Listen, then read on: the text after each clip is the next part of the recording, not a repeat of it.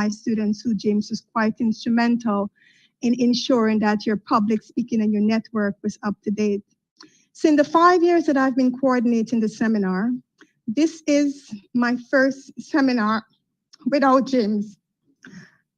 I know he would enjoy the seminar because this topic was very passionate for him, because he was very deep into regional trade and integration.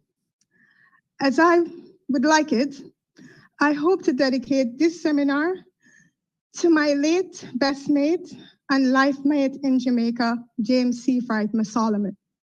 James used to say to me at the starting of every seminar, LL Cool J, the way he referred to me, use your media voice and look forward. Look straight in front of the camera, look straight into the mic, and do what you must do. It is with much difficult actually carrying out these seminars or planning these seminars without James. So at this time, I would like you to take a moment for me to honor my best mate and my seminar coordinator. And I know, James, that you will be here with us in spirit. So may we observe 1 minute in honor of him. Thank you.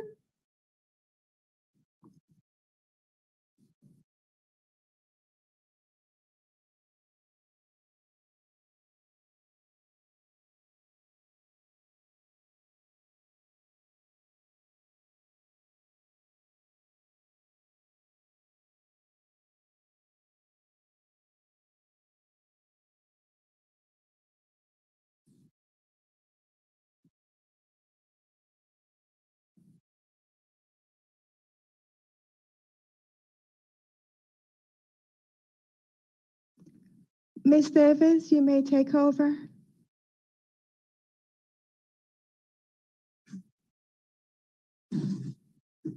Members of the UE community, colleagues, ladies and gentlemen, a pleasant afternoon to you all. Today's seminar, titled Regional Integration Pre-Post-COVID-19, is the first in the seminar series for the Critical Approaches to the Caribbean Society and Culture seminar.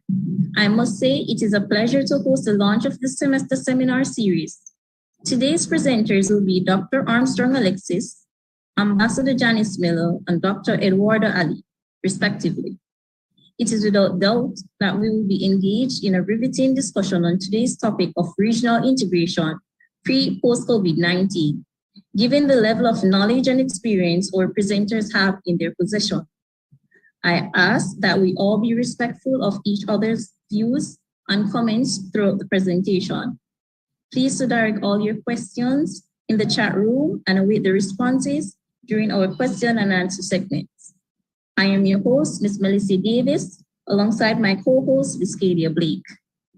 Please allow me to introduce Dr. Orville Taylor, who is the head of the Department for Sociology, Psychology, and Social Work. Award-winning columnist, author, educator, and radio talk show host are just few of the titles held by Dr. Orville Taylor. He attended St. Patrick's Primary School, where he excelled in academics and passed the Common Entrance Examination, which earned him a place in one of Jamaica's top high schools, St. George's College. Dr. Taylor earned his Bachelor of Arts and Masters of Science degree at the University of the West Indies. His doctorate in philosophy was pursued at Florida International University. A nationally exhibited and awarded artist, Dr. Taylor is a provocative Jamaican media personality who writes a weekly column in Jamaica's Sunday Gleaner and used to write for the Black-oriented British newspaper, The Voice. He is a member of the American Association of Black Sociologists and has written several articles and book chapters on the subject of race, the African diaspora, and labor studies, and has presented more than 50 conference papers in both Spanish and English. As an external collaborator with the International Labour Organization and former Senior Director of Industrial Relations in the Ministry of Labor and Social Security in Jamaica, He is a specialist in international labor standards and has produced several country and regional reports. Today, Dr. Taylor is the head of the Department of Sociology, Psychology, and Social Work in the Faculty of Social Sciences at the University of the West Indies, Mona. I will now move into the introduction of today's presenters, which will be in the order of Dr. Armstrong Alexis, followed by Ambassador Janice, and finally, Dr. Eduardo Ali. It must be noted that they will also be presenting in this order. I will now be introducing Dr. Armstrong Alexis, who is the Deputy Secretary General at CARICOM. Dr. Armstrong Alexis is a graduate of the University of the West Indies, Mona campus, with a Bachelor of Science degree in Social Work and a Master's of Science degree in Sociology. He is also a graduate of Walden University in the United States and holds a doctoral degree in Business Administration and an MBA from University of Durham in the United Kingdom. Before joining the United Nations in 2007, Dr. Alexis served as Regional Director for the Commonwealth Youth Program in the Caribbean. He was responsible for supporting government initiatives on youth development throughout the Commonwealth Caribbean. Dr. Alexis later joined the Caribbean Community Secretariat as Deputy Secretary General in addition to the Secretariat, after having served as the Deputy Resident Representative of the United Nations Development Program, Nambia Country Office. Prior to his post in Nambia, Dr. Alexis served as Deputy Resident Representative and Functional Head of Office of the UNDP in Suriname. Dr. Alexis has undertaken numerous special mission assignments with UNDP, most notably as Deputy Country Director of Operations at Interme in Haiti in 2010, Human Resources and Training Coordinator at UNDP headquarters in New York in 2013, and Special Operations Advisor in Maiduguri in Nigeria in 2019. Dr. Alexis is no stranger to the department and also taught in the department. In his current post, Dr. Alexis oversees the corporate service and functional management of the Secretariat and acts under the delegated responsibility from the CARICOM Secretary General in all aspects of the functions of the Secretariat. This ends the introduction of Dr. Armstrong Alexis. I will now move into the introduction of Ambassador Janice, who is the Undersecretary for the Bilateral Relations Division, CARICOM. Ambassador Miller is a career diplomat with over 25 years of experience in the Jamaican Foreign Service. She is a graduate of the University of the West Indies, Mona, where she received her Bachelor of Arts in History, French, and Politics. She holds a Master's of Philosophy degree in International Relations, specializing in migration, race, and Caribbean foreign policy from the University of the West Indies, St. Augustine. Her unwavering drive and tenacity landed her a Chevin Scholarship, where she pursued the Foreign Service Program at Oxford University. From 2014 to 2020, Ambassador Miller served as Jamaica's High Commissioner to Canada. She has served as Counselor at the Permanent Mission of Jamaica to the United Nations in New York and worked briefly as a regional civil servant, starting her career at Caribbean Community Secretariat, Georgetown, Guyana. Ambassador Janice Miller is the Undersecretary in the Bilateral, Regional, and Hemispheric Affairs Division of the Ministry of Foreign Affairs and Foreign Trade of Jamaica. As part of her duties, she oversees Jamaica's bilateral relations with over 160 countries, as well as for those regional and hemispheric groupings for which Jamaica is a member, including the Caribbean Community, the Association of Caribbean States, the Community of Latin America, and the Caribbean States, and the Organization of American States. This ends the introduction for Ambassador Janice Miller. I will now move into the final introduction, which is that of Dr. Eduardo Ali, who is the Registrar and Deputy Chief Executive Officer of the Caribbean Examinations Council. Dr. Ali holds a Doctor of Education's degree in Education Policy Studies and a Master's of Science in Educational Leadership, having studied at the University of the West Indies, British Columbia, Sheffield, and Leicester.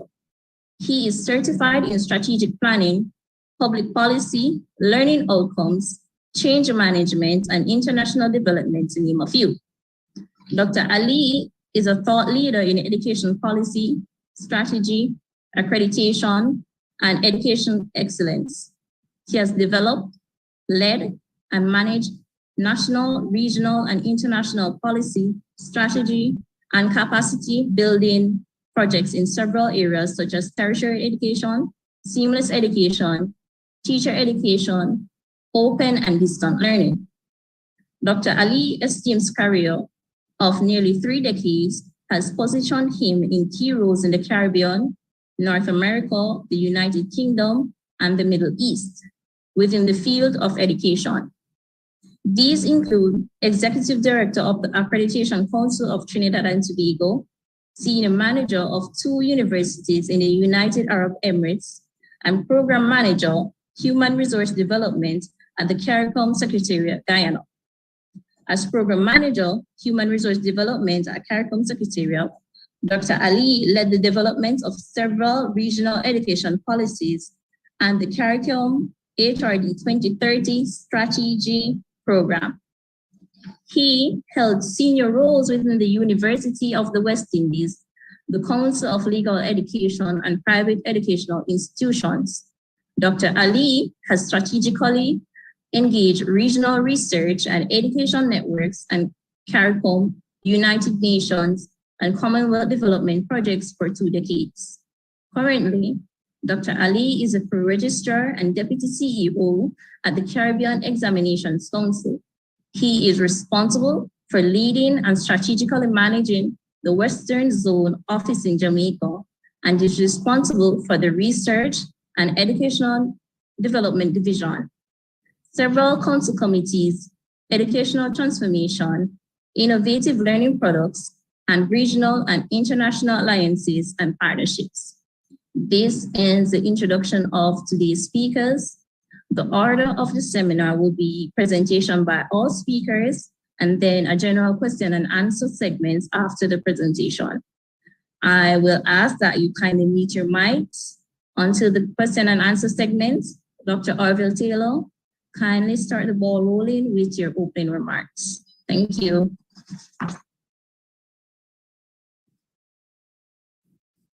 Well, what can I say? There are not too many times when I'm speechless. I was speechless a little earlier on. And I'm trying to gather my, not thoughts, but my feelings. Because although I was not as close to Jimmy Solomon as Laura, I felt his presence. He is one of the iconic Jamaicans and indeed Caribbean citizens who has made an indelible mark. And it is with great sorrow that I even try to pull my thoughts together. But since I have to do the formal opening remarks, I am trying my very best to say whether or not I should be as formal as I ought to be, or I should say welcome home. Because the truth is, all of the participants are UWI alumni. I have 2 persons here who I'll say, I'll address as your excellencies. And of course, I can say welcome home to all. So, you know, Dr. Ali, I am not sure as to whether or not I should say bienvenidos a Jamaica, bienvenidos, or assalamu alaikum, or how you doing? Your Excellency, Janice Miller, I don't know whether I should say to you, welcome back to your country, welcome home, or Watagwan, or to my friend, and I have to come up with a clear disclaimer here, His Excellency, Dr. Alexis, as to whether or not I should say to Gasa, Saudi, Ula, Gasa. Now, having, and I know there are other persons here in the audience, I want to thank you so much for being here. Regional integration for me, it is not just a mood. And I don't know how many of you know how I speak, but I'm very, very clear about the things that I talk about and that I believe in. And a big part of the problem I see, my friends here, is that we do a lot of talk and there's too much dissonance, there's too much gap between what we say and how we live. So we still live in a region where, in spite of all of the mouth, yes, the mouthing regarding something as integral to our identification, like the Caribbean Court of Justice, we still do not find the level of consensus. So to great irony, for example, we find men and women who are Queen's Counsel, quite ironic, who hug up those titles and yet feel that they have some kind of a local standard to be raising issues about nationalism, regionalism, etc. You want to be called a Queen's Counsel, then you shut your mouth, plain and simple. There are certain people who want to hold on to other titles such as Madame and Sir, etc. Don't care where those come from. If you are one of those persons with those titles, you don't speak to me, you speak, I don't listen. There are certain people who speak about things such as, respecting foreign languages. I was part of a conversation in an academic board meeting here at the university. And we were speaking about foreign language, and I raised the question about the local languages of the region. So I said, how would you give somebody credit who speaks Haitian Creole, not for the French? And they were going all around. I'm saying, you are saying on the one hand that you are respecting things that are ethnically regional, ethnically Caribbean. You say it, but you don't spray it, you don't walk it, you don't do it. The time has come, my colleagues, my friends, my brothers and sisters, for us to move past the talk, to move past the patting of each other's shoulders, for setting up committees that to validate each other rather than addressing the substantive thing. Right now, Barbados has moved ahead. We are in a paradoxical situation. Imagine, the Caribbean Court of Justice is located in Trinidad and Tobago, yet that very country does not recognize the court as its ultimate jurisdiction. What a paradox. What schizophrenia. That those issues have to be resolved. I understand that on the agenda now in a number of countries, including Jamaica, Jamaica has been focusing on it and debating about it for years. But Barbados went ahead and have done the removal of the Queen as the head of government, head of state. Well, wonderful. I know that my colleagues and friends in St. Lucia are thinking about it, which is another big part of it too, is maybe who is doing the speaking. We have to make regional integration jump from the lofty heights of the academy down into the grassroots, because there are far more grassroots people and they want leadership from us. They spend money on us to be educated and they want that kind of leadership so that people can make informed decisions. I remember, I'm old enough to remember, when the issue of CARICOM came up, when CARICOM was being formed. Yes, I am old enough. I remember Tariff. I remember not hearing about it. I remember when we did the Csme. I remember all of those things.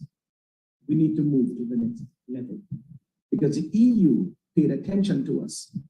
And they, with the exception of Britain, you can understand why maybe, they got it right. And they have so much more, so many more languages, etc. I want to thank Dr. Obermuller for pulling this thing together. I've said this behind her back, and I'm saying it in front of her. I'm saying it in public, in front of everybody. One of the best decisions I've made as head of department was to have signed off on recruiting this young lady. It's one of the best decisions. And I depart from this chair in another 6 months, and I'm still very comfortable. Laura, you're doing us proud. Colleagues, all put your seatbelts on. We're in for a wonderful afternoon. God bless you all.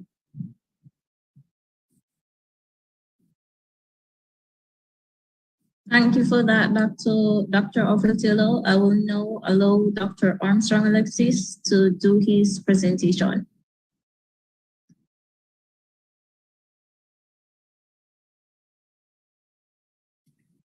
Well, thank you very much, Madam Master of Ceremonies, and good afternoon to everybody. Let me say a very special good afternoon to Dr. Taylor.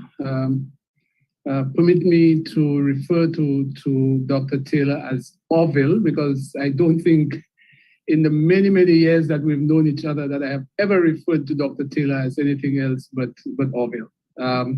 We go a very, very long way. I recall those days when I dabbled in academia, that the Faculty of Social Sciences and the Department of Sociology and Social Work, as it was then called, was grappling with a problem of space. And I was placed to share an office room with Orville. So we go a long way. Orville is like a brother. When I worked in Guyana a few years after leaving the university, I encountered a very sprightly, courageous young lady who today is Laura, having the responsibility of organizing such important events. I have had the opportunity of engaging quite a number of persons who I see following this discussion today. And of course, my fellow panelists, we have had opportunities to engage at the very least in virtual discussions and in some cases exchanges in email. So like Orville, I feel a sense of being at home, and I want to take the opportunity to also commiserate with all those who have felt the pain of the loss of Mr. Solomon. A gentleman who I recall when I was in Jamaica and studied at the university, that name was always around and always part of it. But today we also celebrate, we also commemorate the passing of another stalwart of the university, another friend of mine, Winston Babatunde Wita. When I heard this morning only of the death of Winston, it really, really shook me. So I think, whilst we talk about integration, we have to recognize that the university itself is the bastion of integration. And sometimes that point is often overlooked because we take it for granted so much. I would not have known a Guyanese as well as I know Laura. I would not have known a Jamaican as well as I know Orville, had it not been first and foremost for the University of the West Indies, which exposed me to tertiary education and therefore provided me with the qualification to be able to take up a job in Guyana and therefore meet with persons along the way. So the regional integration movement, in my view, really and truly finds its bedrock in the University of the West Indies, and I do hope that that can continue. There is a general recognition across the Caribbean community that the COVID-19 pandemic has led to significant dislocations across many sectors in the Caribbean community. There is equal recognition, however, that there are tremendous opportunities, many of which are yet to be fully explored. We are indeed in an era of a new normal. That term I know has been used in many different contexts, but really and truly, if we think of where we are now and where we're going, we have to admit that what the future holds for us will significantly transform the way in which we've been doing things. This new normal requires us to have some definitions and at the very least an understanding of what we mean by post-COVID. I think it's clear what pre-COVID is. Pre-COVID was that existence of Caribbean civilization, in our case, where there was no such thing as COVID. But what do we mean by post-COVID? I wish to submit that post-COVID cannot be defined as a period where COVID is over and we return to what existed before COVID became a part of our lives. And therefore, post-COVID, in my view, has to indicate a period that we have to live with, where pandemics, perhaps epidemics, and other forms of shocks will be part of our reality. The integration movement has always been seen as a movement that is spearheaded by governments, by the state apparatus. And therefore, when we analyze whether or not the integration movement is working successfully or not working successfully, we tend to use measures that are state-related or state-oriented. What we see happening, though, with the post-COVID period is a redefinition of the role of the state as the bastion of the integration movement. As I mentioned earlier, the University of the West Indies, in fact, plays a very important role. But we tend sometimes to obscure other forms of contribution to regional integration. We tend not to pay much attention to the role of the non-state actors, the role of media, the role of LIAT. You know, I have lived to see the day when Caribbean citizens are now saying that they miss LIAT because transportation around the region is not as easy, despite the fact that we thought we had a serious challenge with air transport. Pre-COVID, we see what the current period has caused and the dislocation that has come as a result. So therefore, we have to recognize that that period of the post-COVID integration movement will rely not only on the state and definitions of the role of the state in determining integration, but that will also have to be expanded to take on board the creative industries, culture, youth, sports, and most importantly, the role and function of innovators, innovation, and the use of technology. That is where I see the region going. And therefore, as we attempt to define what we mean by post-COVID, the post-COVID integration movement, we have to bear in mind that that post-COVID era will go beyond just what we see as the state. The function of the state, the role of the state has brought us this far. We have done quite a bit of work and we have been successful with the Caribbean single market at the very least, if not the Caribbean single market and economy. We've certainly done a lot with the Caribbean single market. We have since significant progress with the free movement of people and the certification, which gives Caribbean citizens the right to establish themselves in countries that are not considered to be the country of their nationality. We have other symbolic things that we see. We all carry passports which has the CARICOM logo on it. All of those things have been state-led. And we're now getting to the point where the furtherance of the integration movement will have to embrace a wider definition of who is in charge of the integration movement, who propels the integration movement going forward. So these are some initial thoughts that I wish to start with, and I would be happy to come back after hearing from my colleague presenters, where we can then look at some of the deeper issues and using some examples as to how the integration movement can be further developed post-COVID. Thank you.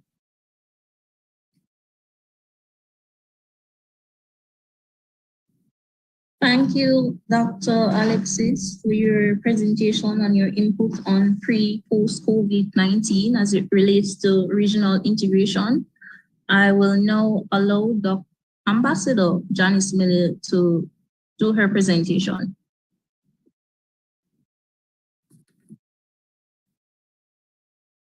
Thank you, Madam Co-Chair, and good afternoon all. And thank you very much, Ms. Davis, for the kind introduction. Allow me also to thank Dr. Muller and the Department of Sociology, Psychology, and Social Work for the invitation to the Ministry of Foreign Affairs and Foreign Trade to participate in this seminar series hosted by the department. I also wish to share in the condolences that were expressed earlier by Dr. Muller and those that have just, and the recent passing that has just been informed by Dr. Armstrong Alexis. And please allow me to also acknowledge my colleague panelists, Dr. Armstrong Alexis, the newly arrived Deputy Secretary General of the CARICOM Secretariat, and Dr. Eduardo Ali, Pro-Registrar and Deputy CEO of the CXC. I also noticed on this seminar quite a number of persons, their names quite familiar, including persons who were instrumental in the development of my own career. And so I just wish to give you a very special hello. I noticed the Most Honorable Kenneth Hall and other persons. I just please know that I remain eternally grateful to the influence that you had on me and the guidance you provided. Madam Chair, I was given a particular time, and so I will try to stay within that time, but I also wish to indicate that, of course, my views will be reflecting those of the government of Jamaica as I am speaking on behalf of the Ministry of Foreign Affairs and Foreign Trade. And so let me begin by indicating that this discussion on regional integration is quite timely, as next year will mark 50 years since the establishment of CARICOM. And so the commemoration of significant milestones also provides the opportunities for celebration and the highlighting of achievements. At the same time, the opportunities also presented for stock taking, inward reflection, and consideration of areas on which change or improvement are needed, taking into account the ever-changing global dynamics in order to achieve strategic objectives. And so bearing in mind the theme that has been provided for this afternoon's seminar, I will be providing an overview of the regional integration process, putting in context Jamaica's position on regional integration, and identifying some of the elements of interest to Jamaica in the integration process, including in dealing with the COVID-19 pandemic. I will also mention the reform process within the community, which Jamaica believes is very important, and close my presentation with some brief thoughts as to the future, as expressed in the part of the title, which is Regional Integration Post-COVID-19. So as is well known, Jamaica was one of the original signatories of the 1973 Treaty of Chaguaramas, and since then has had a record of active and constructive engagement in regional integration. Our membership from 1973 was predicated on deepening and strengthening integration efforts on the basis of three main pillars, which should be well known, namely economic integration, foreign policy coordination, and functional cooperation. In 2001, the community adopted the revised Treaty of Chaguaramas, and the objectives that are contained in that revised treaty are also of relevance. These are contained in the preambular section as well as in Article 6. The preambular section sets out the context of the attainment of the CARICOM Single Market and Economy, familiarly known as the CSME, which is framed within the achievement of sustained economic development through international competitiveness, coordinated economic and foreign policies, functional cooperation, and enhanced trade and economic relations with third states. Article 6 of the revised treaty specifies the objectives of the community, among which are improved standards of living and work, full employment, accelerated and coordinated economic development, coordination of foreign policy, and enhanced functional cooperation, including efficient operation of common services, the promotion of greater understanding among peoples, and the advancement of their social, cultural, and technological development, and intensified activities in health, education, transportation, and telecommunications. While CARICOM has had many successes, admittedly, opinions on CARICOM regional integration are mixed. As the oldest surviving integration movement in the developing world, however, CARICOM can be said to have made significant strides in fostering cooperation and collaboration in critical areas. And these are very well known to all of us. We have known and experienced the strides that have been made in education, health, security, trade, natural disaster, and emergency management. And now the community can now add on to health, regional pandemic management. We can applaud these significant concrete accomplishments which have been realized over the years, but there are still numerous hurdles to be overcome, especially within the context of efforts to advance the CSME. So while the 1973 treaty reflected the aspirations of that time, it was considered that it had significant limitations, mainly in terms of dispute settlement procedures and prevailing trade barriers. The revisions to the treaty in 2001 have set out more clearly the objectives for the community. So this new architecture for CARICOM, as embodied in the revised treaty, has therefore sought to transform the region into a borderless community with the expectation that it would be able to pool its resources and exploit opportunities that it would not have otherwise been able to do as individual states. There have also been ongoing collaborative efforts within CARICOM aimed at strengthening public sector institutions and infrastructure, attention to the environment through the sustained and constructive advocacy and negotiation and climate change. And we will be familiar with the call for the 1.5 to stay alive, which was first elaborated by CARICOM on the international stage, and on biodiversity, as well as targeted efforts to reduce social exclusion, in particular for women and girls, the disabled, and in the call for reparations. The addition of a fourth pillar, security, to the work of the community has also led to programs in areas such as transnational organized crime, maritime security, human trafficking, the illicit trade in small arms, cybersecurity, and capacity building and training. For Jamaica, strengthened regional integration, as outlined in the revised treaty, is a means of advancing economic and social development and ensuring access to markets for the free movement of goods, services, people, and capital, as well as in the development of international trade agreements. In this connection, our membership in CARICOM, while based on historical, cultural, and geographic imperatives, is also a strategic response in addressing goals and objectives at the national level. In addition to our active participation in the respective organs and councils of the Caribbean community, Jamaica has also sought to add value through various leadership roles. These have included chairing the Conference of Heads of Government, the highest organ in the community, as well as chairing the other organs which assist the Conference of Heads and the Community Council.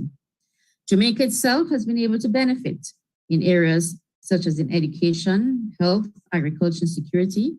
We have heard reference already to this afternoon to the University of the West Indies, the University Hospital.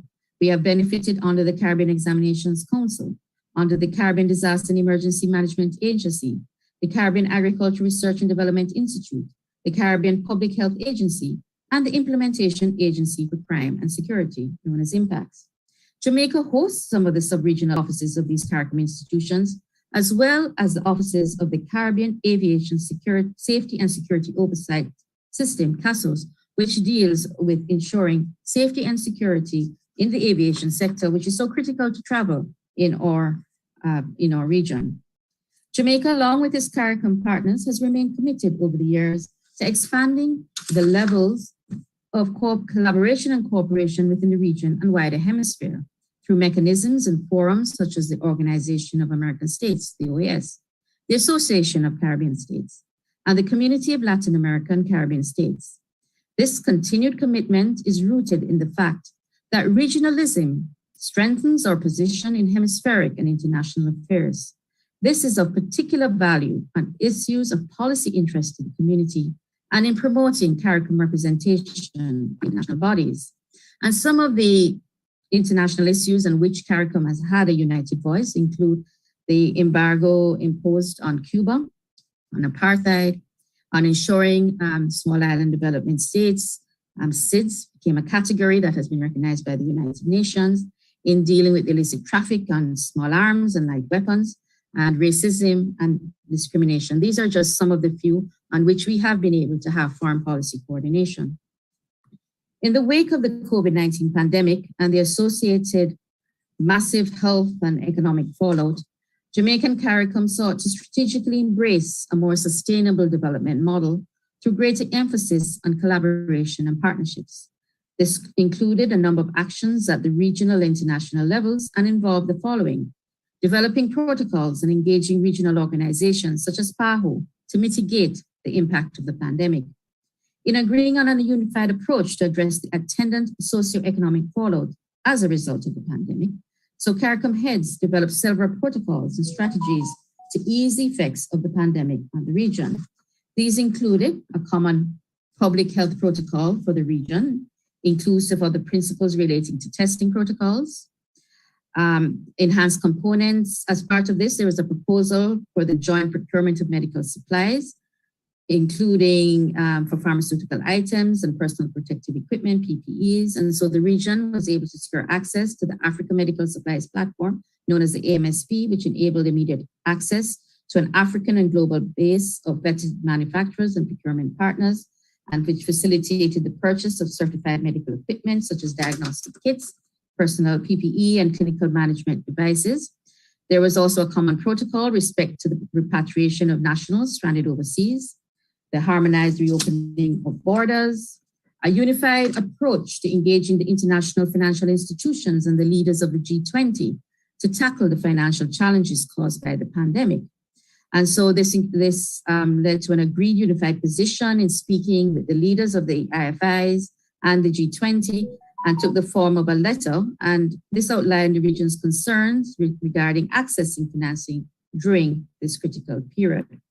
And so one of the main messages sent was the necessity for the criterion used to assess the needs of member states to be more than a country's gross domestic product, GDP, and should take into account the region's vulnerability, among other factors. In fact, the multidimensional vulnerability index is a key priority for CARICOM. There was also a common protocol to strengthen food security, which has brought focus on production and the supply of food products.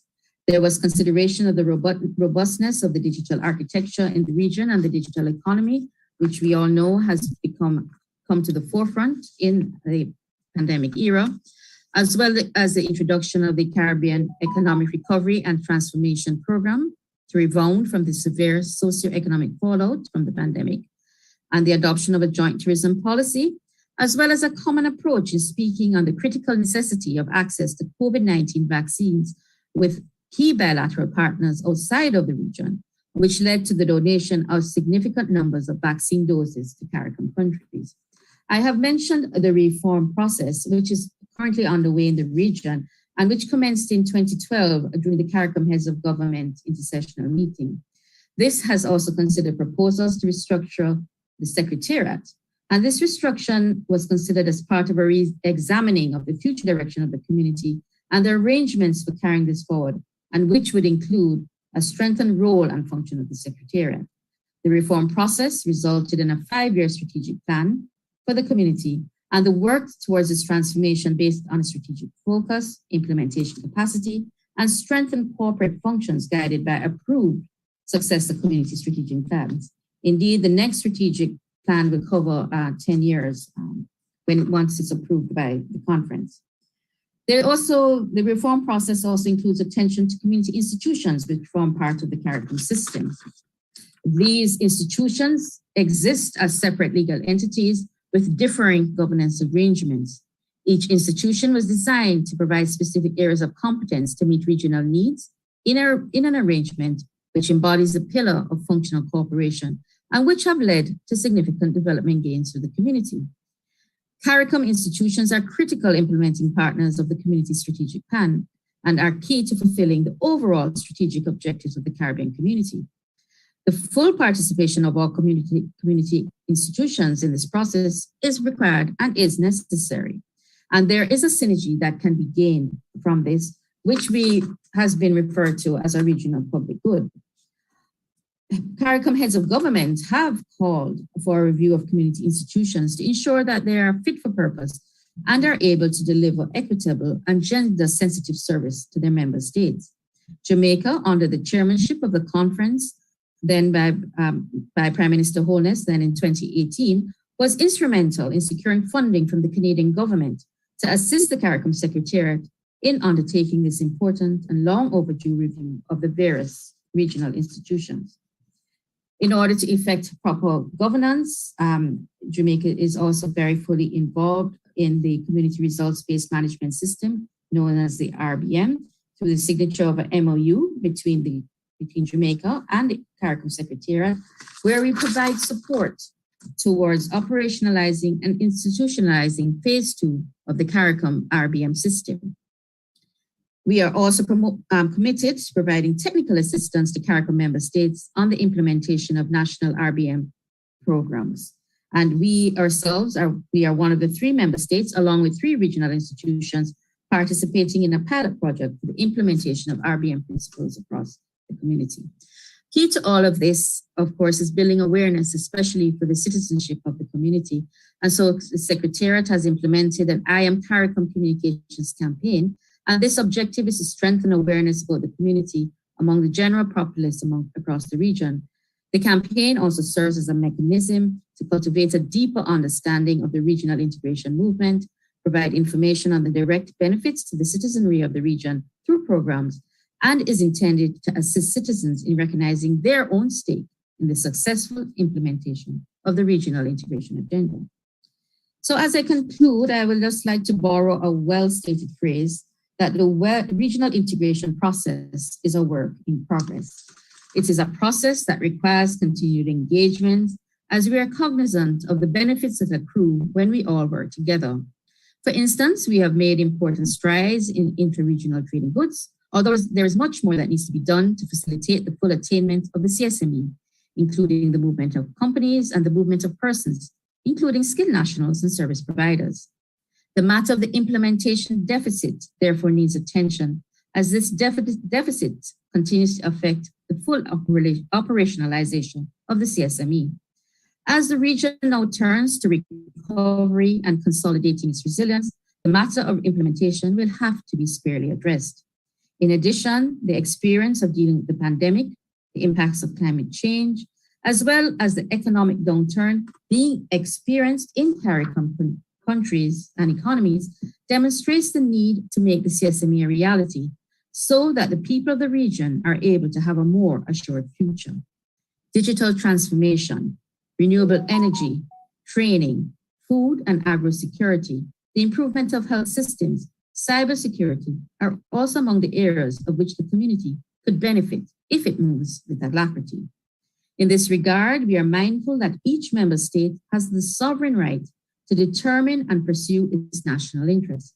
In affording primacy to sovereignty, however, efforts can be made to try to continue to align positions where possible and with mutual respect so that we are well poised to achieving the vision of true regional integration. As Jamaica, we remain ready to collaborate further with all member states and the CARICOM Secretariat under the leadership of Dr. Carla Barnett, the first female Secretary General charged with advancing the regional integration process. We see this as a new opportunity to strengthen the process with the new leadership in the Secretariat, the experiences of dealing with the pandemic, attention to reform, and a celebration of the golden anniversary of CARICOM. Sufficient momentum can be generated and maintained towards ensuring that integration works. Jamaica remains committed to ensuring the functioning and improvement of regional integration in the interests of the region's developmental needs and the citizens of the community. I thank you. Thank you so much for that informing presentation, Ambassador Nello. I will now allow our final speaker, Dr. Eduardo Ali, to make his presentation. Well, thank you very much, Madam Chairperson. Good evening to all. It is really a privilege for me, on behalf of the Caribbean Examinations Council, to be invited to this academic discourse on a very topical issue that I think we all need to pay serious attention to as we embrace the changes that are likely to happen in the region post-pandemic. First of all, I'd like to offer my thanks to the Department of Sociology, Psychology, and Social Work, and more specifically, Dr. Obermuller, for inviting the Caribbean Examinations Council to make its presentation today. We are indeed grateful to you for thinking of us and for having us in this discourse. To you, Dr. Obermuller, and to all those who've been affected by your recent loss, we offer our sincere condolences to you. What I would like to do, if you may, I have a presentation that I would like to share, so I'm going to do that now to engage you in the discussion that I have. A lot of what I'm going to say is academic material for those of you who are academically inclined. And I know there are postgraduate students and there are faculty from the department and outside and researchers who are in this room. So I'm going to be speaking to a number of areas that you may have already been familiarized with, but I think it's important for us to localize where we are today in a broader context of the academic discourse. I first would like to say that I agree with the comments of Dr. Taylor that implementation capacity is definitely an issue that we need to pay attention to as we talk about who we are as a region and what regionalism means.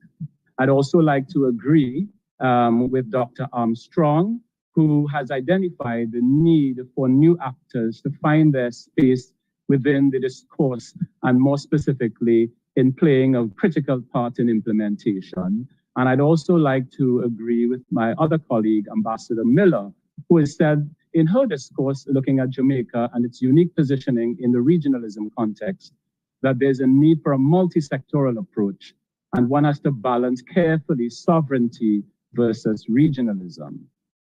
So I would like to start by saying that in my presentation, I'm going to give you a bit of an academic flavor based on my own academic research as a post-colonialist, as a neo-liberalist in some respects, and also as a regionalist. I bring policy discourse to the conversation, having worked as a policy analyst. I bring the thinking of the theorists to this discussion, but I'm also a pragmatist, so I bring the practical dimensions to the discussion today. So in my presentation, I am going to locate what I really want to speak to, which is in items 4 and 5, within a broader framework. And so I begin by exploring the principles of integration as a development perspective, and looking at how new regionalism, also called open regionalism, has to be embraced as we consider our Caribbean regional space.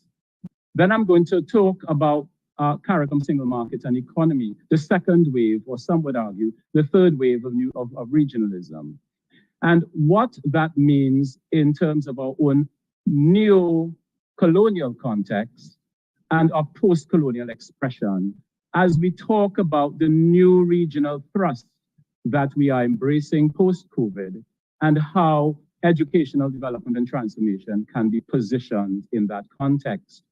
And in that regard, I'm going to speak to some aspects of the pre and post-COVID pandemic and its implications for education, and how we as a community of countries, territories in a region can work together to embrace this agenda.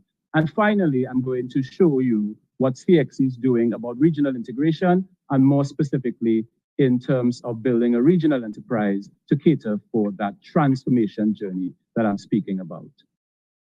So we all know that regional integration is why we are here. And we've heard it from a national perspective. We've heard it from the perspective of CARICOM. Now you're hearing it from a perspective of an agency of CARICOM, but we are all discussing the same issue in terms of what it means for us and how we are to manage in our own unique contexts regional integration. So the question one may ask is, well, why? Why regional integration? And so the literature has given us a number of instances that we can ponder on. But what they've all come together on is the functionality of the integration perspective. In that, integration by far and by large is a multi-country, and within each country, multi-state actors and non-state actors cooperating together within a framework. And that framework primarily serves to eliminate barriers, to facilitate the movement of goods, the movement of capital, the movement of people, and the movement of services. Now, there are many other benefits and spin-offs of the integration agenda, but primarily this is the purpose and for which it has been established, to create a cooperation arrangement for countries to partner together. Now, having considered what integration is, the question you may ask is, how is integration possible?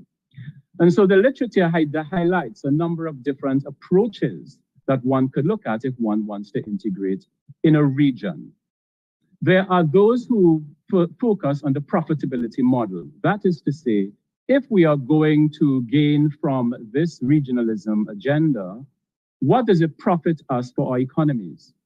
And so modeling has been established to look at economic benefits to be derived, as well as sometimes social benefits to be derived. Then there are those who focus it primarily from a consensus building perspective. The argument is, how do we, with diverse views and opinions as sovereign states and as different actors in the private sector, the public sector, and the like, how do we rally together, and what do we all agree that we need to work on? Then there's, of course, those who take it from the cooperation perspective purely where partnerships are concerned.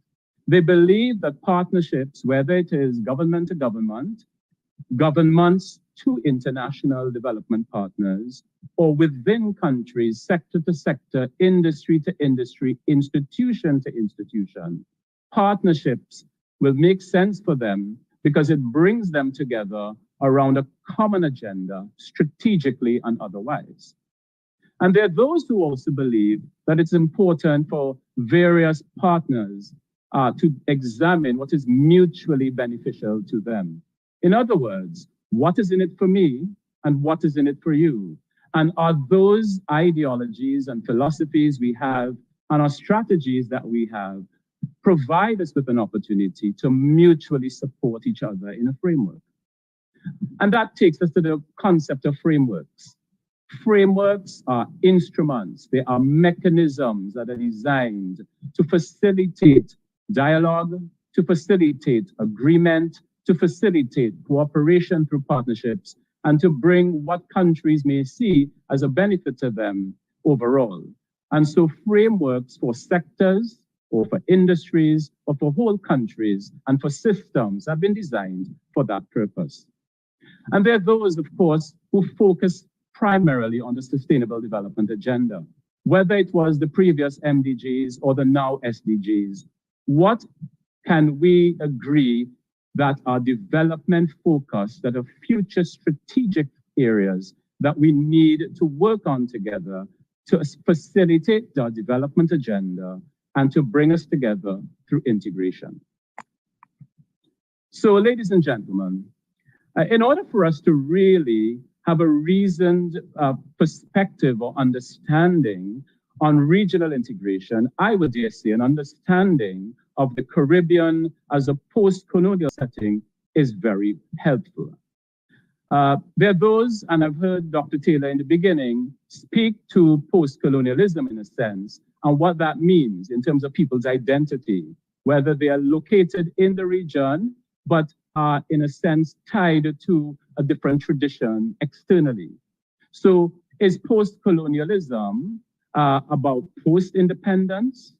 Is it about a republic status that we have been granted in our territories as sovereign states? Or is it something else that we need to embrace for our regions? And so there are 5 different components that I'm going to speak to very briefly that we need to think about when we think about post-colonialism within a new regionalism construct. And I've identified them as geopolitics, global hegemony, transnationalism, external domination, and decolonization versus recolonization.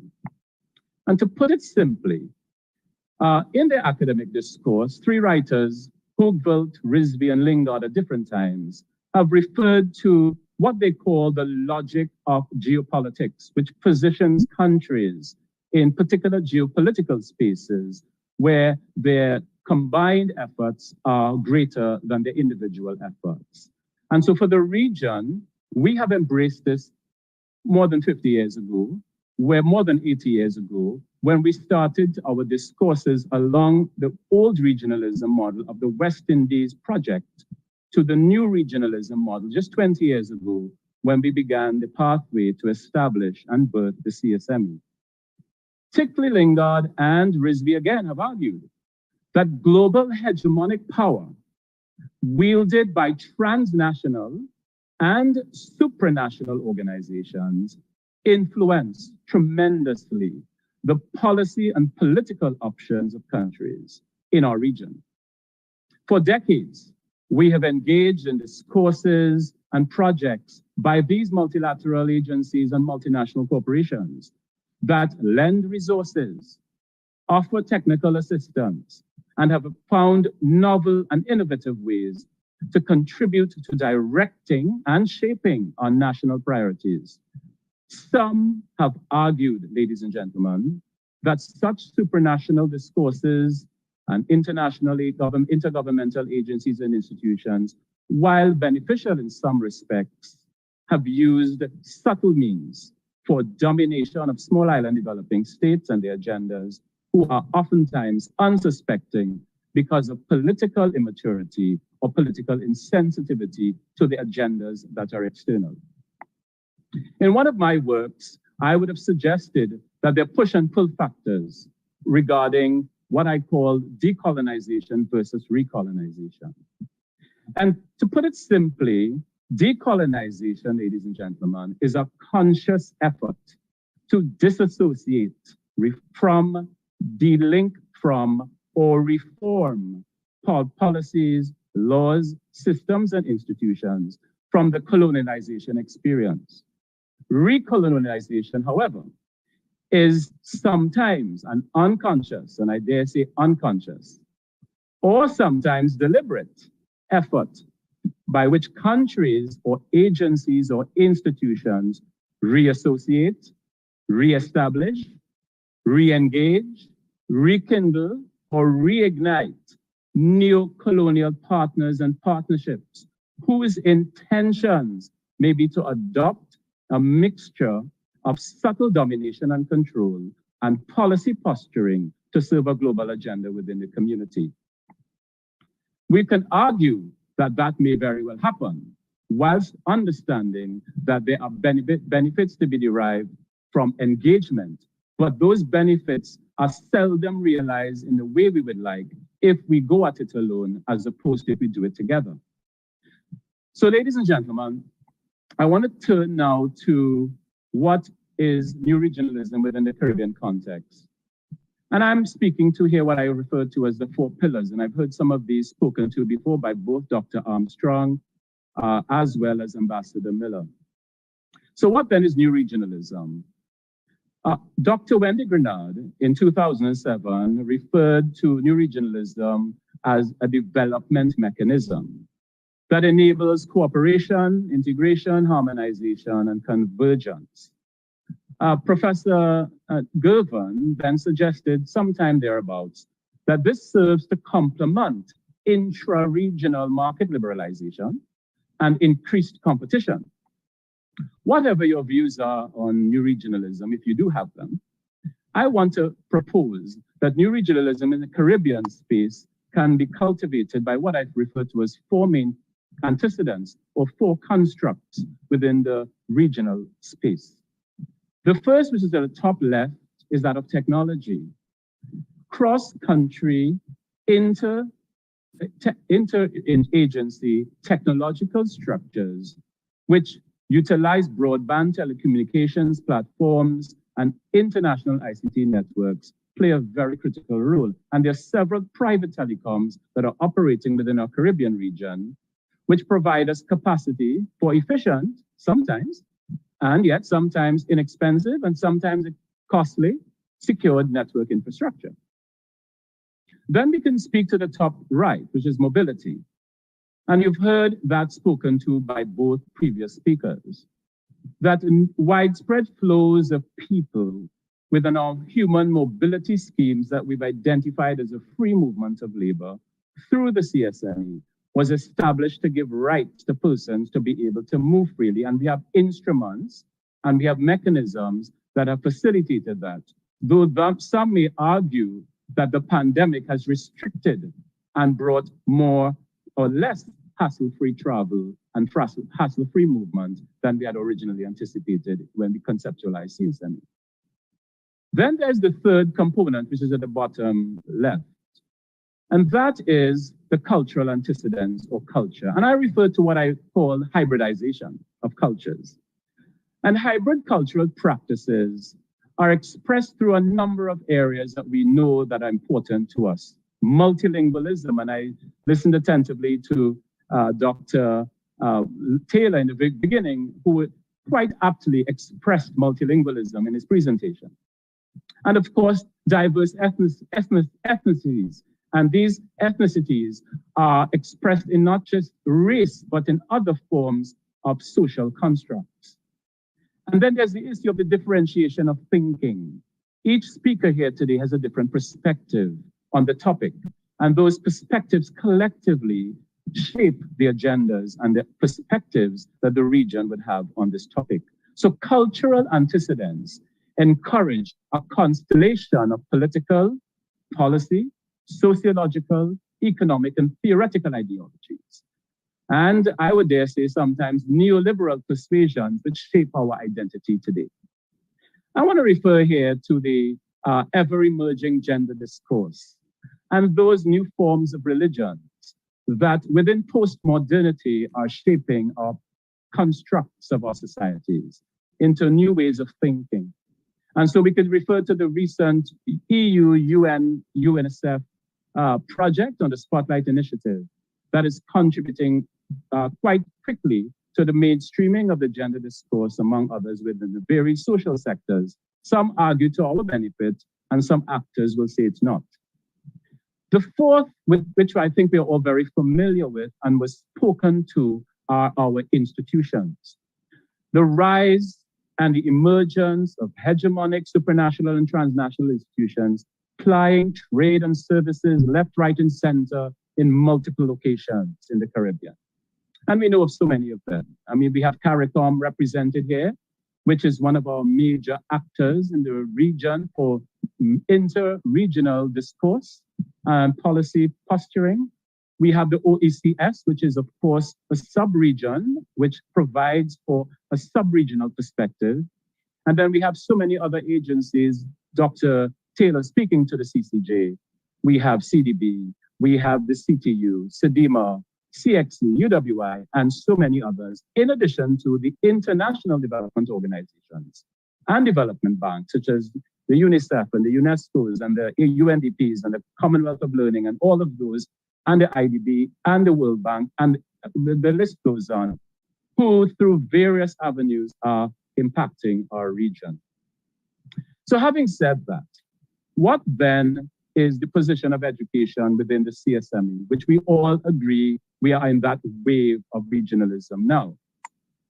The CSME provides the education sector in the region with an opportunity to have governments and institutions, both state and non-state actors alike, working cooperatively through economies of scale rather than working in isolation. And this is particularly so where working in isolation as individual states, you may have limited resources to reach the needs of the populations whom you serve.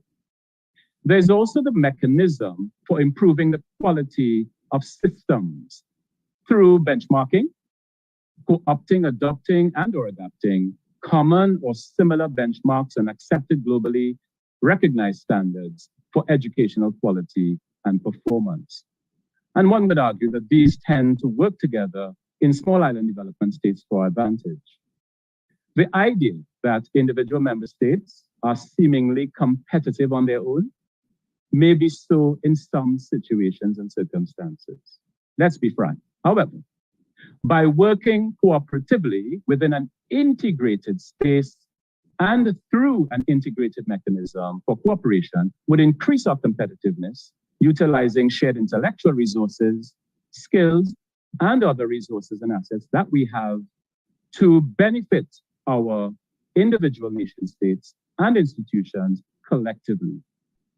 The CSME therefore presents great possibilities for all citizens to access services that are available at the very bare minimum in a country, or which might be completely absent in their countries. This includes, ladies and gentlemen, curriculum and qualifications for educating and training citizens, as well as quality educational services, both learner service support services, technology-mediated services, which some countries may just not have. Education development is therefore an investment which countries make for greater economic and social returns. As we all know, the main areas of emphasis would include building capacity for knowledge creation, wealth creation, economic diversification, employment, social integration, reduction in youth delinquency and crime prevention, for example.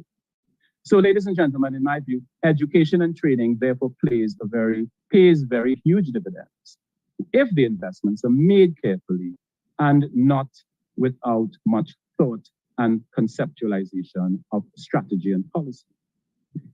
Institutionalization mechanisms are in place for education within the CSME construct. Again, that will bring us greater returns as opposed to working in isolation. This can be achieved if we establish regional education policies that are implemented, education standards, governance systems, and processes for education and quality assurance, for example, for effective and efficient delivery of our products, projects, programs, curricula, and services to our students in the region.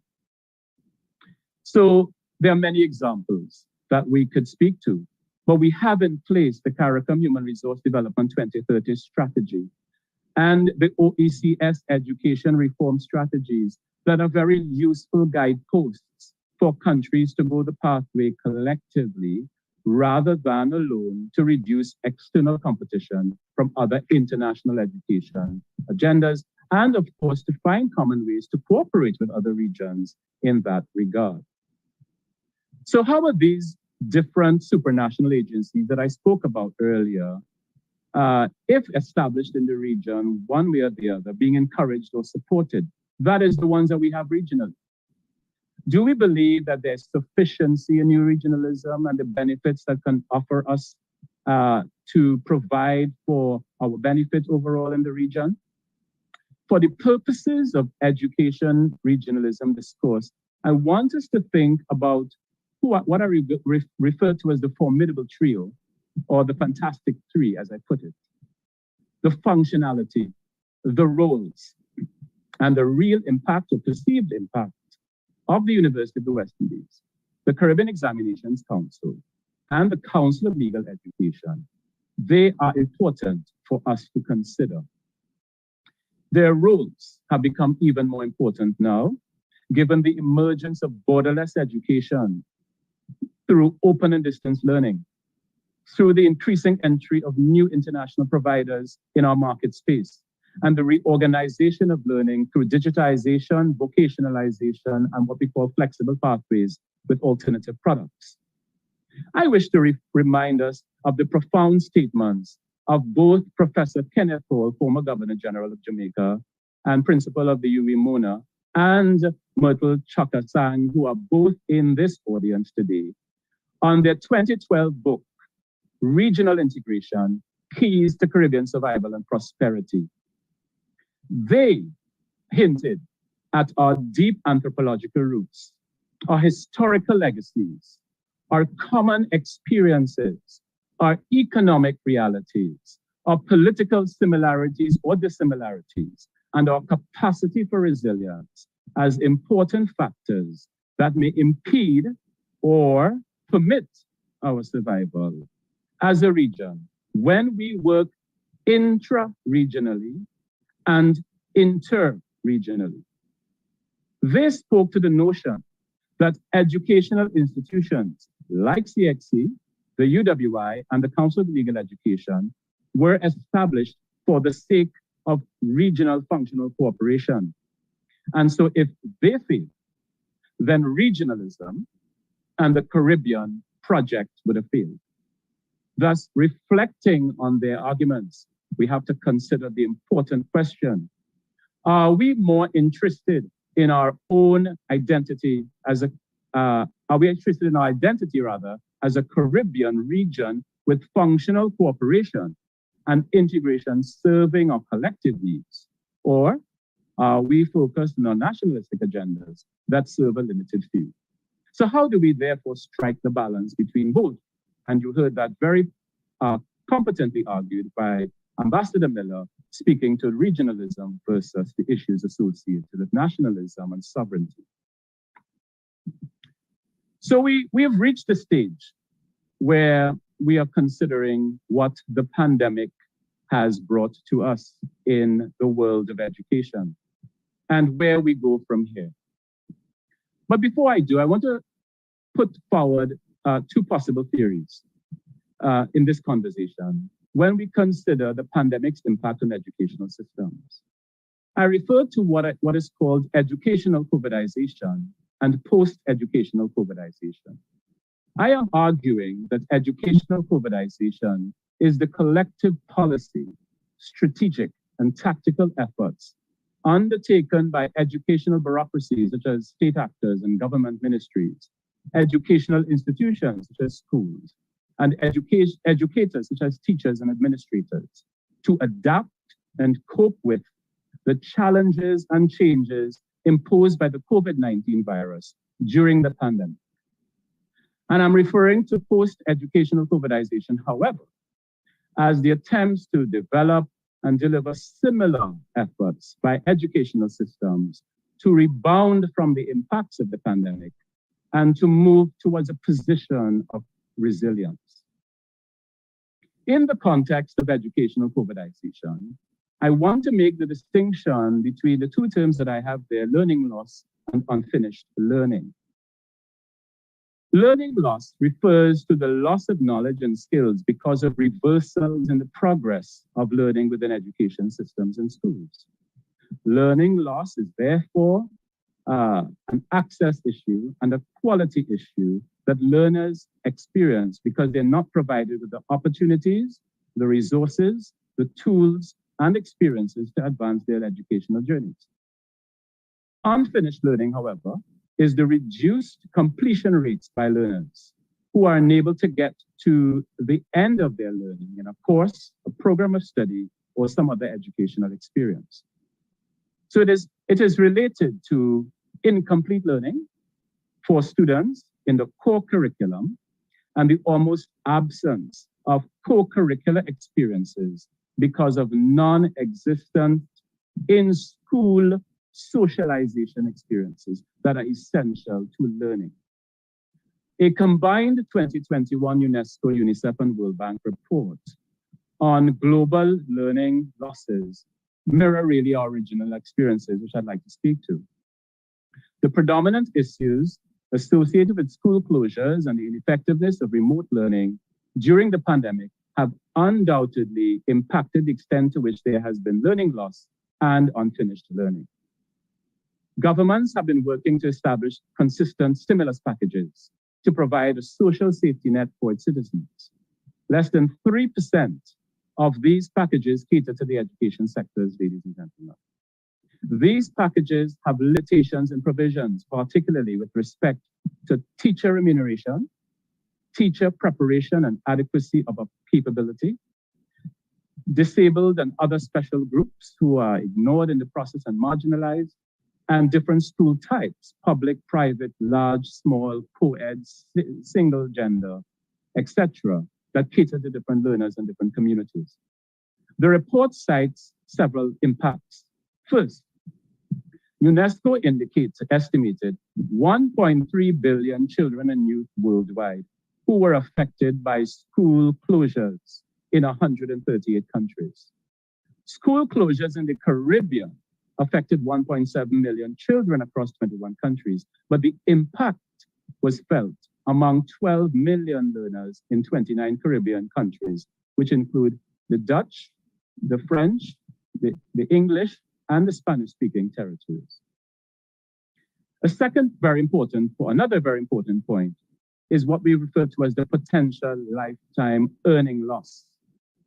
In the world, it is currently up to $17 trillion, or 14% of our present GDP. That is to say, persons are potentially going to lose out in their earning capacity because of the experiences we've had in the pandemic, to the extent of $17 trillion. In the Caribbean, these figures are still being computed.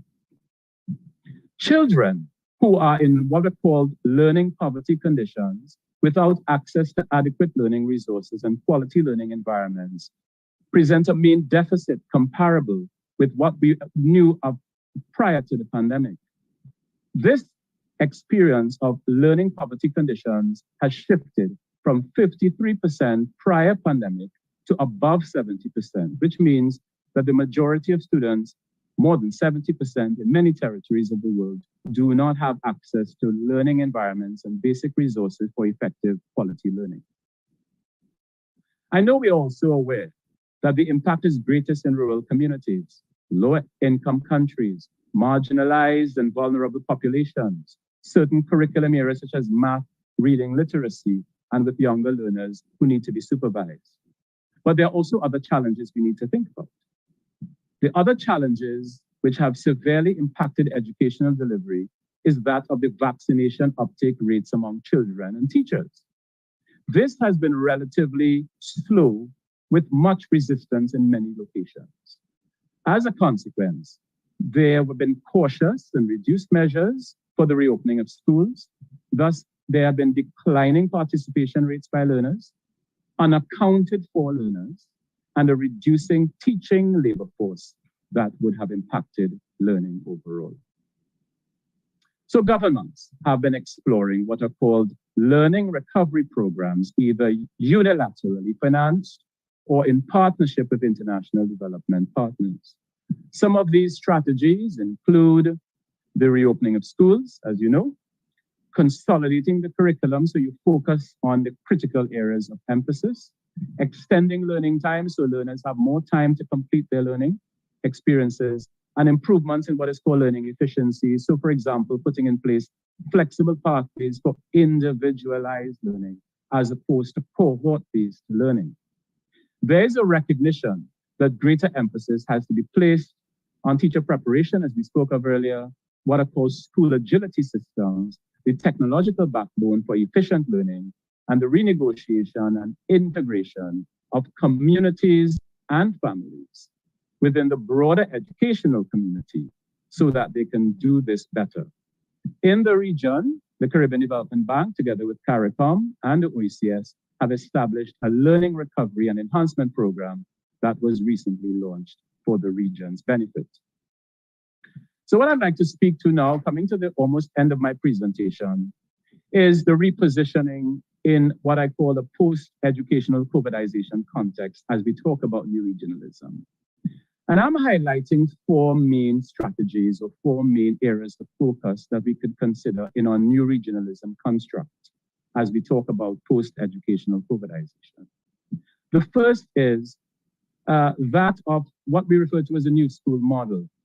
And I would dare say that we have exhausted our traditional school infrastructure model. Brick and mortar schools, as they were originally conceptualized as factories for learning, have to cater to a hybridization of learning, where you have online or virtual and some face-to-face learning, where physical school plans may need to be reestablished as environmentally conscious, technology efficient, sustainable campuses. The Caribbean New School Model Project, espoused by CARICOM, is one that is catering to the design of different models that create new configurations of space for greater equity, access, efficiency, and quality in school experiences. The model permits learners across multiple national and regional jurisdictions to work in a collaborative learning space so that there's economies of scale in terms of the experience. The second, which is related to the first, is that of open distance and flexible learning. This has to be the order of the day, ladies and gentlemen. One that embraces different delivery modes, serving access for and by learners and teachers in diverse regional instructional settings, moving away from the perspective that we are working with schedules for teaching and learning that are managed by an educational bureaucracy to systems that are more learner-centric. The third is that of digitalization. And I notice I've said digitalization and not digitization. Digitalization is a transformation strategy where all the educational systems are developed to create virtual communities of learning and services and products offered within the communities. Digitalization, as opposed to digitization, has to be a long-term goal within our regional environment, although I would argue that we've started this course 20 years ago, and we've revisited this course during the pandemic. Telecommunications, digital infrastructures, the preponderance of digital learnings and service providers, the issues associated with customization of knowledge and content versus innovation of experiences, and quality educational technologies have to be explored to the fullest if we are to embrace new regionalism within a post-educational COVIDization setting. And the fourth point has to do with cooperation, and we go back to the first point that I made earlier in the presentation. And therefore, to achieve functional cooperation, collaborative partnerships at the strategic project and service levels are absolutely necessary between schools, between governments, and between other actors who collaborate and cooperate with governments. The balance between regional educational program offerings, reaching multiple learners, and learner-centered services should be prioritized, ladies and gentlemen, for regional impact. So as I begin to wind up my presentation, I'd like to share some thoughts with you about what CXE is doing about the regionalism agenda and the integration approach to benefit the region as a community of learners. CXE's 2021-25 strategic plan serves to reposition CXE not as a mere bureaucracy as we've traditionally known it, but as a regional enterprise. The Reform CXE project being launched in a few months gives the regional community with an opportunity to regain confidence in the CXE brand. CXE is now to be recognized as a strategically competitive, digitally capable, financially sustainable, qualifications or awarding and assessment enterprise that has defined partnerships with governments, regional international partners, universities, for-profit enterprises, and of course with the students and teachers whom we work with. And so to achieve this regional enterprise status, CXE has mounted full-scale digitization of its key products and services, which includes e-testing, what we call e-question banks, e-administration, e-marking, and so on. And I'll explain that in the next slide. The digital-ready innovation and related skills of educators who utilize our products and services at CXE are to be prepared to serve the region in a new space, in a new time, in a new era. The CXE Learning Institute is currently being remodeled to provide professional learning, massive open online courses and blended learning courses that would serve to professionalize teachers and other educators who access the CXE products and services and also work with us as we deliver the services to the region. And our approach is a partnership approach where we work with teacher training institutions in the region and those others externally who can provide us with that support. While we simultaneously prepare our educators to deliver quality products, CXE is expanding its product offerings for enabling greater breadth and depth of learning for its learners. We are diversifying our portfolio or suite of qualifications our awards and learning products to include competency-based digital assessments in new innovative design options for our learners. We are carefully articulating our awards to the CARICOM qualifications framework to facilitate seamless, market-ready, relevant, accessible quality education and training that will provide for intra-regional mobility in and among member states of the region. So, ladies and gentlemen, this is really where I stopped, talking about the vital role of the e-transition framework that CXC has embarked upon as it talks about moving towards becoming a digital enterprise.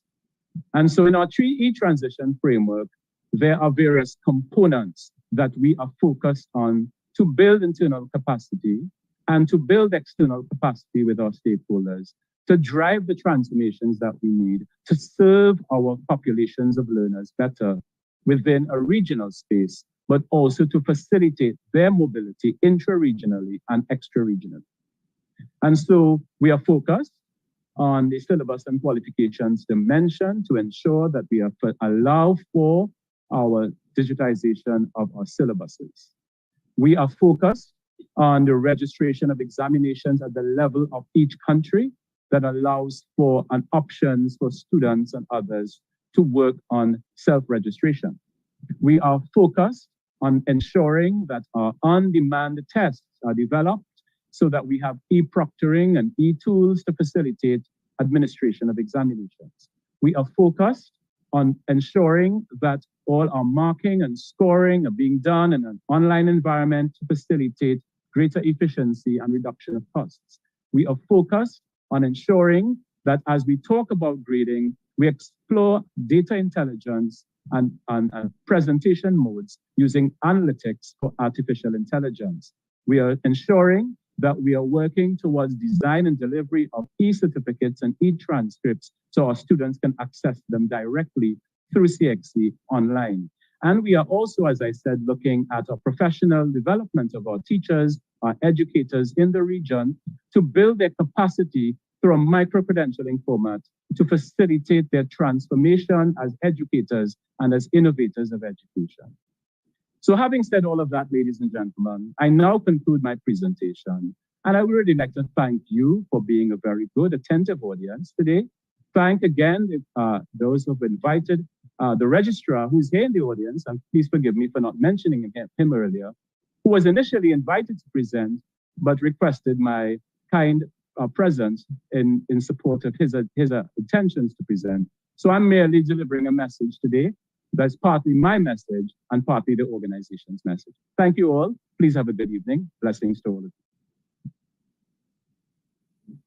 Thank you so much for that presentation, Dr. Ali. I will now hand over to my co-host, Ms. Kadia Blake, to begin the question and answer section, which will be followed by the vote of thanks. Kadia. Thank you, Melissa. A pleasant good afternoon to everyone. I am Kadia Blake, and I'll be your facilitator for the question and answer session today. Thank you, Ambassador Miller and Drs. Alexis and Ali for your presentations. Ambassador Miller, the form processes you mentioned for Jamaica and CARICOM's charting a way forward to the future, especially relating to addressing the economic downturn in your presentation, is indeed one we'd love to hear more about. Dr. Alexis, in your presentation, you mentioned the need to focus on devising new or underused means of integration here and in the future. I am sure there'll be some questions for you as well. And Dr. Ali, we would all love to get a deeper understanding of the exciting AI technology you mentioned to be in use, as well as the new electronic assessments and certificates. So as we get into the question and answer section, we'll be alternating questions between the raised hands and those posted in the chat. Feel free to post your questions in the chat as we aim to take as many questions as we can in this segment. We ask that you keep your mics muted until you have been acknowledged for a smooth focus of the proceedings. And so, checking, I think I saw some questions come in earlier. There was a comment earlier from Petula Ashby, and she had a question attached. It reads, to achieve regional integration in a broad sense, we have to start individually to be seen as a Caribbean person and not individual islands. Also, leaders in the individual islands have to set the tone. For example, taxes set by islands on regional airline tickets, each island trying to get a piece of the pie through taxes, making it very difficult for individuals to travel to the region or more freely. Why should that be? Have any takers for that?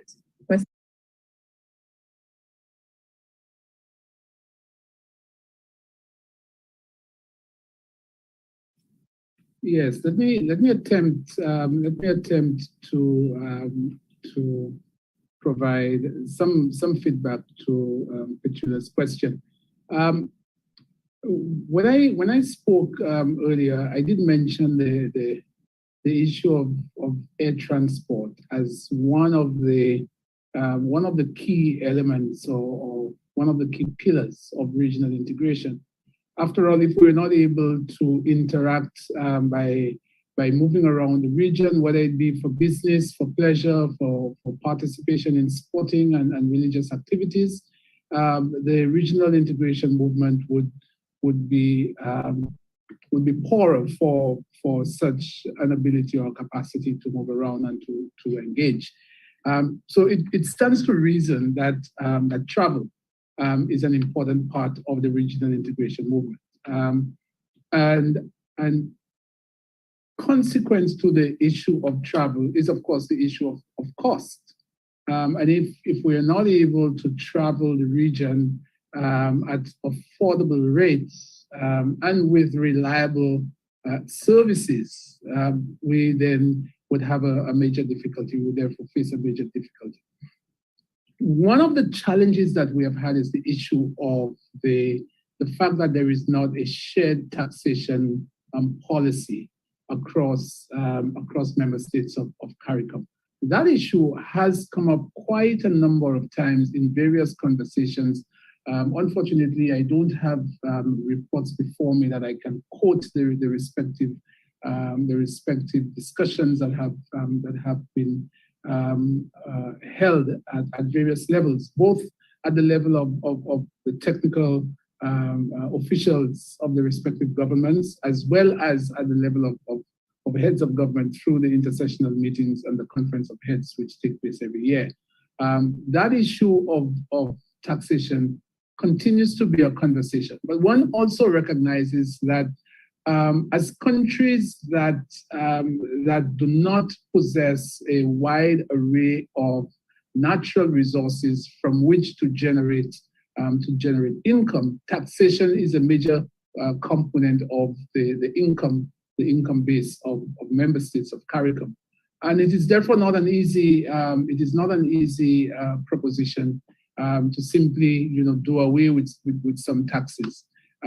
So there is a lot of analysis that is currently being done to be able to determine the best way forward on that issue. But it is a critical issue in terms of how we deal with the issue of a common tax regime in order to make travel across the region more accommodating, particularly in issues of cost.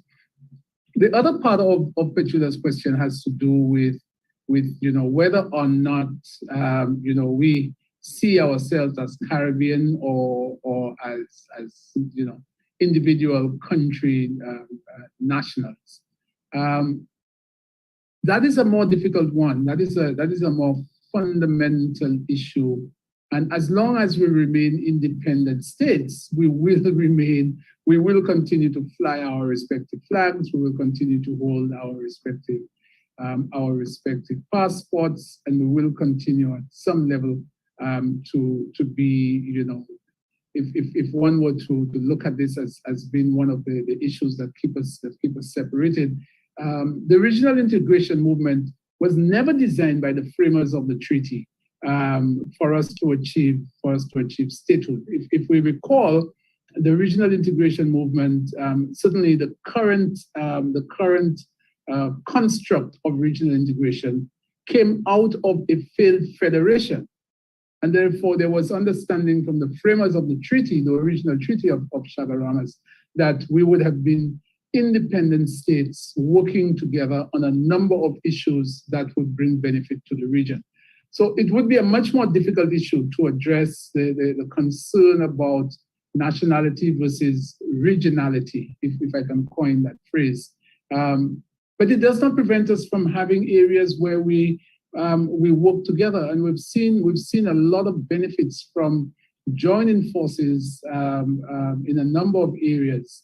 We have a number of regional institutions that work on our behalf in various areas, whether it be for trade and economic development, whether it be areas where we deal with international relations and international policy as a grouping, or even areas where we deal with sports. You know, despite what is happening with West Indies cricket today, we all celebrate as a West Indian people when our team does well, and we're all depressed when the team does badly. So it is not the Trinidadian on the team, or the Grenadian on the team, or the Jamaican on the team who has done badly, and therefore we don't care about these because they're not one of our own nationals. We see ourselves as a group when it comes to some of those areas.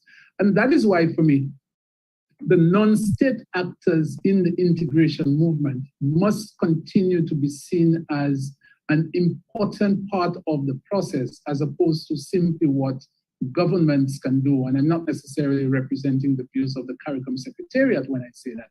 I say that as a regional, as an integrationist myself, that we have to look beyond just the contributions of the state apparatus. We have to look at the contribution of the non-state apparatus, the private sector, how we're able to develop our own skills and competencies across the region to make our region a better place for all.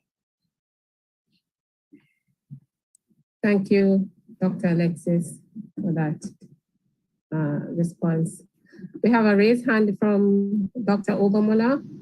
Hi, thank you so much. Dr. Ali, my question is for you. Fantastic presentation. I particularly like your last diagram, which spoke about your strategic plan for the next 5 years. However, there's a lot being said in that plan about EEE, and I'm concerned about access. There are students here in Jamaica who for 2 years have been out of the school system because of lack of access to Wi-Fi, data, etc.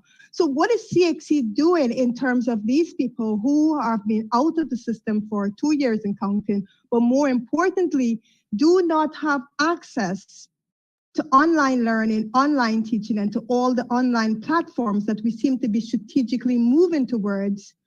And what about that? What about them? What about those who've been out of school for 2 years? Well, thank you very much for your question. Our approach is a hybrid approach. And so what we've been doing over the past few years is building capacity gradually. The 2025 strategy that I referred to is ideally where we would like to be, and we are making steps moving towards the direction that I referred to. Hence why I referred to it as a transition, because it's a project which over time you build capacity with your stakeholders. And of course, you engage the various countries that would have various levels of capacity to determine where they are at and what requirements they would need to put the systems in place to facilitate. So as a hybrid approach, there are going to be nuances, and there are going to obviously be situations where there are learners who are operating primarily in a face-to-face setting, those who are ready to move fully in an online setting, and those who would work in both instances. So at the level of the council, we do have conversations with the permanent secretaries of the ministries of education in the region. who represent their various territories and who would take the matters that are raised at the council level back to country. And we also have, in that engagement, those ministers. We do have a ministerial summit where ministers are given the opportunity to raise their voices directly with us. We do also participate in a Council of Human and Social Development, Ministers of Education meetings where policy decisions are taken and where these digitization challenges are raised. The issues associated with in-school delivery and more specifically with the strategies and the resources are effectively managed by the ministries of education, and they would have had to identify their challenges, their constraints, and we work with them to support them in that journey. So in a nutshell, it's a combined approach of capacity building, research and analysis, and policy positioning as we engage in those discourses with the ministries of education, looking at whole country situations. But of course, you have to look at districts and regions, sub-regions, and particular school types, which may have the capacity to work in that direction. I'm not sure if I've answered your question as you would like to have it, but that's essentially what I can say at this point. Thank you. Okay, thanks for that response, Dr. Ali. Dr. Obamola, does that sufficiently answer your question? It is what it is. We can move on. Thank you. All right, thanks. All right, our next question comes from Franklin Wapp. Regional integration can be seen as an attempt to achieve gains from free flow of trade and investment between countries. How does the post-COVID-19 new normal will or will not directly affect this integration in the short or long term? I probably should read that again. How does the post-COVID-19 will or will not directly affect this integration in the form of short or long term? What are some of the factors to be considered, vaccinated or not vaccinated? Not sure. Mr. Wapp, did I read your question correctly or interpret it correctly? And yes, you did. All right. Okay. So can we get a response from the panel, please, on this? Thank you.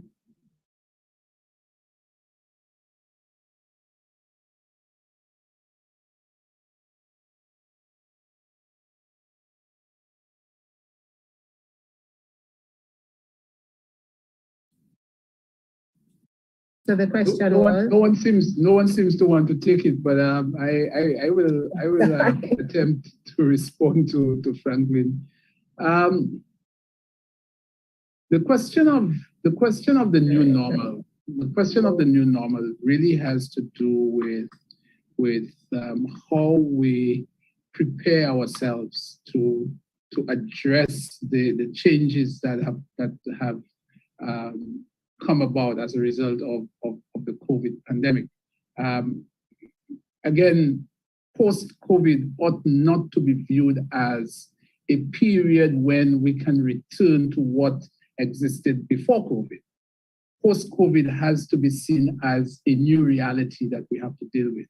A reality where it is very likely that whilst Dr. Ali spoke about digitalization, but both digitization and digitalization will become part of our reality going forward, perhaps in fundamental ways different to the emphasis that, at the very least in the Caribbean, we would have placed on those factors before.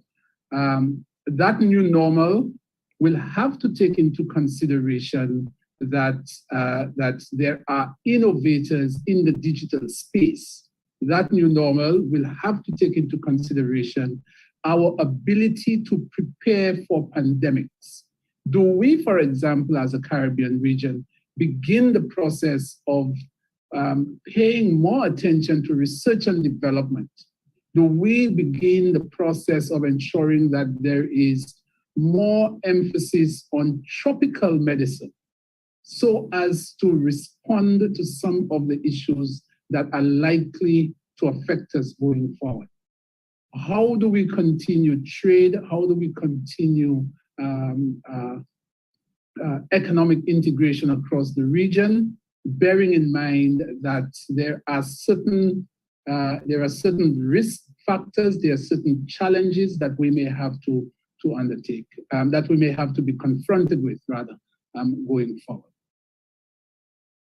In order for us to have a comfortable level of engagement, human interaction and engagement, the science suggests that we have to take some precautionary measures and ensure that our populations are sufficiently vaccinated, at least in the interim, until such time that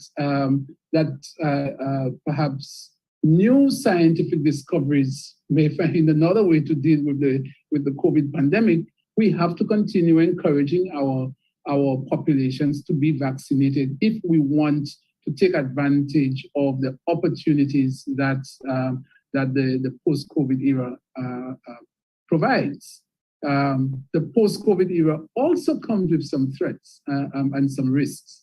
But for us to be able to deal positively with the post-COVID era, there are certain imperatives that must accompany the way we conduct ourselves personally and the way in which we transact and conduct business as a community. May I also add, Chair, I want to really thank Dr. Armstrong for sharing his thoughts, because I think as he was speaking, there were certain things that came to my mind when we talk about policy options for countries. And there are certain strengths that as individual nation states that we have that we need to all acknowledge regionally. We tend to look at each island state for what it's worth in terms of its strengths in industry, its strengths in particular economies and financial and wealth creation, for example, job creation and so on.